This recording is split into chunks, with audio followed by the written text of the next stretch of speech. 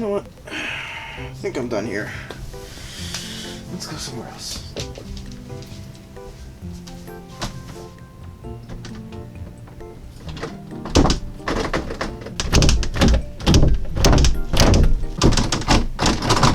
Huh? Okay, that's weird. Let me try... What? What the hell? Okay, I guess we'll try the door again. What? Okay. How did I get here? Why am I in this enclosed space? Wait a second. Hello everybody! Today we're going to be taking a look at QIX. QIX? Okay, we're just going to call it QIX, and you guys can yell at me in the comments if I'm wrong. Anyways, QIX released to the arcades in October of 1981 in North America. This is one of those totally tubular arcade games from back in the day. Donkey Kong, Pac-Man, Asteroids, Q*bert, QIX. Yeah, QIX. You ever played Jazz Ball? Well, this is similar. QIX is a game where you box in something called the QIX. We'll decode what that means in a minute. But for now, I've actually had two introductions to this game, technically speaking. We'll start with my initial introduction, which takes us back to the 2000s and online flash games. Anyone who remembers Paxon is automatically just the coolest person, but yeah, Paxon is a QIX x Jazz Ball x Pac-Man collab. My next proper introduction is regarding that of the actual game itself. One day, I was browsing Game Boy games at my local retro game store. I randomly picked some, and bam, I played QIX for the first time properly. This is also the one that I'm using for this video. Now, let's take the time to cut everything off and square in our focus on this not as popular arcade classic.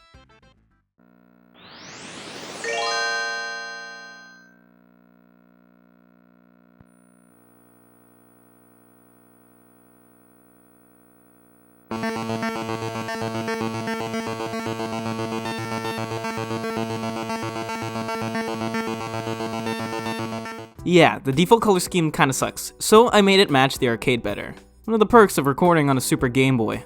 So, seeing as this is a very early Game Boy game and an arcade port, the menu just gives us two options, 1 and 2 players. While I can't show it as per usual, it plays like Tetris 2-player on Game Boy because it's also a Game Boy adaptation. So with that, let's just hop into the heart of QIX right away. The game takes place in one box, much like the situation I'm in. In QIX, you play as a marker. You aim to box in the QIX. You progress after meeting and or surpassing the minimum percentage of required field covered, but you're only allowed to move around the borders of everything. You can breach the borders by pressing one of the two buttons. Slow for more risk but higher score, and fast just to build with a compromise of less points. While wandering the emptiness, you have to avoid the QIX catching your sticks. Other such things worth avoiding involve the sparks, the fuse, your own idiocy, hard drugs, and Sonic 06. We do that for 40 years and then we die. In other words, the game repeats indefinitely. Already, final verdict. QIX is a quaint, albeit very simple arcade title. I think it can handle a 6.5 out of 10.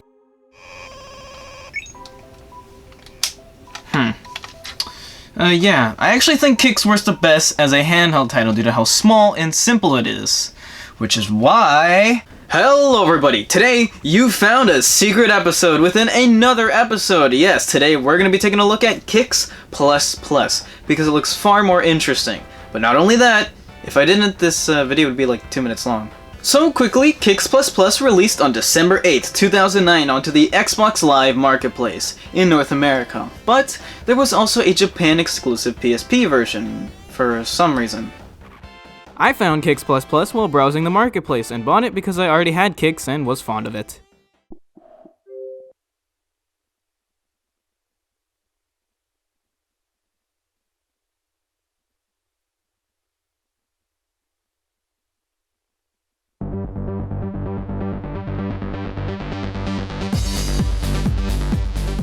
First, we'll start with help and options. The help and options are rather helpful and present a lot of options. We'll quickly gloss through some of them though, like how to play, which is a nice digital paper tutorial on things, credits, and controls, which is one of those stupid images rather than actual controls, so it should have been stuffed in the how to play, whatever. The settings are nothing to write home about. It's primarily audio based with one of those lowly vibration toggles at the bottom. Oh, and default option if you want to count that. But the beefiest thing here is the uber important QIX lore.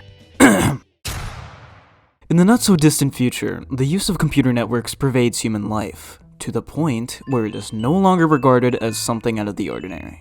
Okay, give me a second, because this makes it sound like it's from 98, this is from 2009, let's not forget that.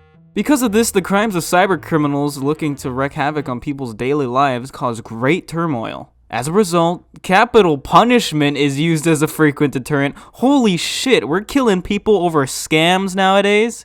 Damn, okay. Okay, basically, the story is saying that cybercrime has become outdated until someone invents a new virus. The QIX. Wow. Huh.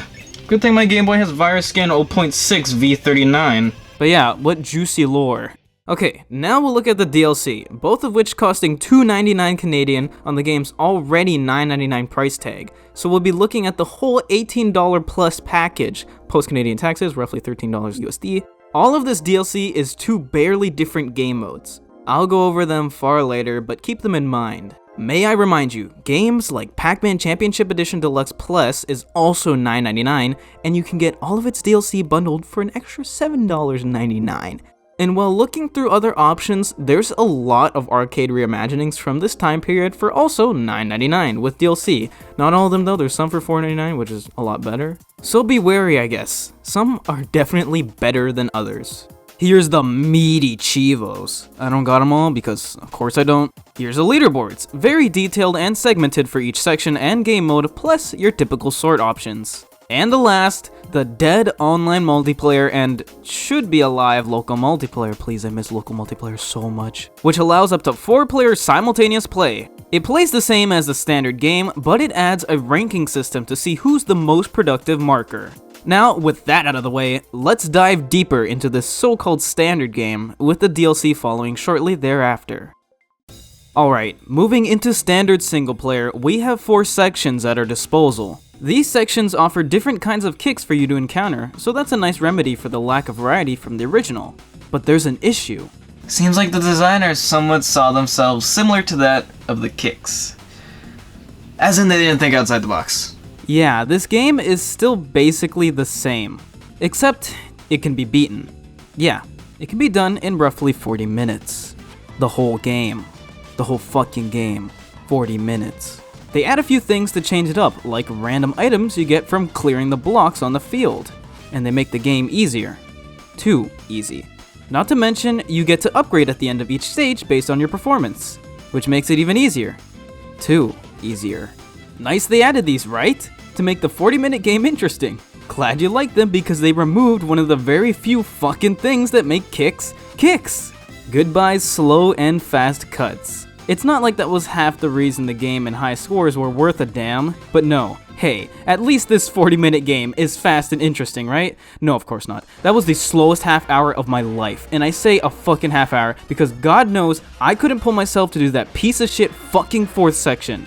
Why? Who thought making a mindless 10-minute long half-assed QIX session of 8 stages was a good idea? Not only does it make the content selection look fucking abysmal and tiny, but it's the same easy-ass nothing that makes you bored beyond belief. And can this just be over already? Okay, you have a shield and stuff. If you die, you're basically ensured that you're never booting this up again. Oh, and worst of all, the DLC is the exact same. Except, one lets you build floating islands, and one you just gotta kill the QIXs fast. It's just a whole lot of slow nothing. Let's just go into the final verdict. Final verdict. I wasn't thinking it was that bad, but I dropped my already low 6 to 5.5 out of 10 down to a strong 4.5. The game works. It's got okay, bland music and visuals, but a whole fuck ton of nothing. I don't care how many times I say that, it's true. Apparently, not even the multiplayer is alright. Avoid it. Why is it level-based? Why the fuck didn't you just split it up into sections of 4 to at least look bigger and feel less torturous and sneak in an endless or slap on a retro mode or some shit? I don't know. I'm done. And there you have it, my review of QIX and QIX++, with standard QIX being a very average and simple arcade game with some charm, and ++ giving no reason as to why it should exist. All in all, QIX is a fine game. There's nothing really wrong with it, and it doesn't do anything bad.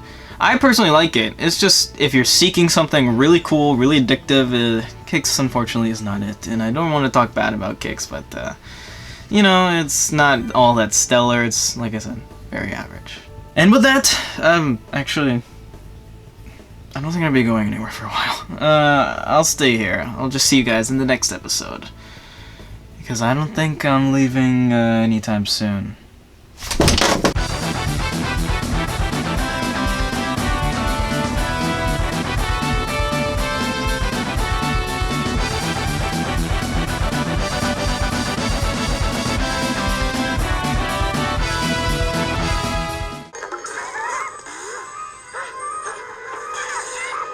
I got it. Hey, I do it.